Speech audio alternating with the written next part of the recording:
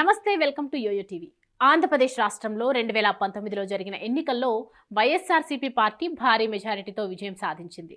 దీంతో సీఎంగా బాధ్యతలు తీసుకున్న వైఎస్ జగన్మోహన్ రెడ్డి నవరత్నాల పేరుతో రాష్ట్రంలోని అన్ని వర్గాల ప్రజల కోసం సంక్షేమ పథకాలు తీసుకువచ్చారు. ఆ ఎన్నికల్లో గెలిచిన అనంతరం ముఖ్యమంత్రిగా బాధ్యతలు స్వీకరించిన తర్వాత నవరత్నాల అమలుకు కట్టుబడి ఉన్నారు. అయితే సంక్షేమ పథకాల ఫలితాలు నేరుగా లబ్ధిదారులకు అందాలి. ప్రజా సంక్షేమం కోసం ప్రభుత్వం తీసుకునే నిర్ణయాలన్నీ ప్రజలకు తెలియాలి. వృద్ధులు, వికలాంగులకు సంక్షేమ పథకాల ఫలితాలను వారి గడప వద్దకు తీసుకెళ్లి అందించాలనే ఉద్దేశంతో వాలంటీర్ వ్యవస్థను తీసుకువచ్చారు. ఈ వాలంటీర్ వ్యవస్థ వల్ల యువతకు ఉపాధి కల్పించడంతో పాటు పాలనలను ప్రజల గడప వద్దకే తీసుకువచ్చారు ముఖ్యమంత్రి జగన్మోహన్ రెడ్డి. ఇక ఏపీలో ఉన్న వాలంటీర్ వ్యవస్థ మీద ఇతర రాష్ట్రాల ప్రజలు, ముఖ్యమంత్రులు సైతం ప్రశంసలు కురిపిస్తున్నారు. ఈ క్రమంలో తాజాగా ఓ ఆసక్తికర వార్త వైరల్గా మారింది. అది ఏంటంటే, తెలంగాణలో కూడా త్వరలోనే వాలంటీర్ వ్యవస్థను తీసుకురాబోతున్నట్లు సమాచారం. ఆంధ్రప్రదేశ్లో అమల్లో ఉన్న వాలంటీర్ లాంటి వ్యవస్థ తెలంగాణలోనూ రాబోతున్నదా అంటే అవుననే సమాధానం వినిపిస్తోంది. కాంగ్రెస్ పార్టీ అధికారంలోకి వస్తే కార్యకర్తలను వాలంటీర్లుగా నియమిస్తామని ఎన్నికల సమయంలో రేవంత్ రెడ్డి పేర్కొన్న సంగతి తెలిసిందే.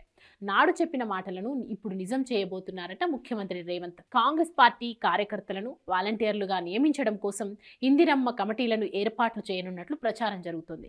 ఇప్పటికే దీనికి సంబంధించిన కార్యాచరణ ప్రారంభమైనట్లు కూడా తెలుస్తోంది.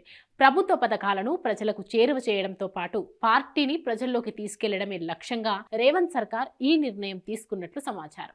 దీనికి సంబంధించి త్వరలోనే అధికారిక ప్రకటన వెలువడే అవకాశం ఉందని వార్తలు వినిపిస్తున్నాయి కూడా. అధికారంలోకి వచ్చిన 100 రోజుల్లోగా 6 గ్యారంటీలను ఖచ్చితంగా అమలు చేస్తామని చెప్తున్నారు కాంగ్రెస్ నేతలు.